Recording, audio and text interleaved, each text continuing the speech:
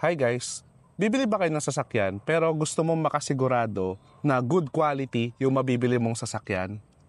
Tamang-tama kasi starting today, ilo-launch natin ang CarTalks PH Vehicle Inspection Service. So kung may gusto kang sasakyan at nabilin at gusto mo itong i-check, pwede mo akong kontakin at sasamahan kita para ma-check at ma-inspect thoroughly yung sasakyan na bibilin mo.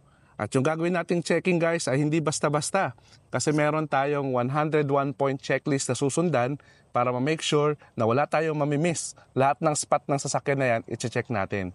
Hindi lamang yan, meron din tayong mga tools like itong battery tester para malaman natin yung overall condition ng battery ng sasakyan na bibilin mo. Meron din tayong system scanner o OBD2 scanner para makita natin lahat ng pwedeng makita sa engine, transmission at iba pang kalagayan ng sasakyan na bibilin mo. Kaya makakasiguro ka talaga na hindi ito hula-hulang inspection lang, na meron tayong mga gagamitin pang mga tools. So kung gusto mo mag-avail nito, magkano ba? Sa halagang 2,500 pesos for 6 hours, sasamahan kita i-inspect ang 4 to 5 vehicles per day na gusto mong bilhin.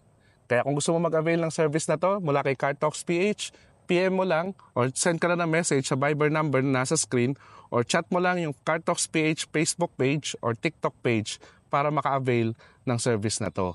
Yung price na 2,500 pesos guys, inclusive na dyan yung gas kapag malapit lang titingnan like North Caloocan area, Quezon City or nearby areas lang.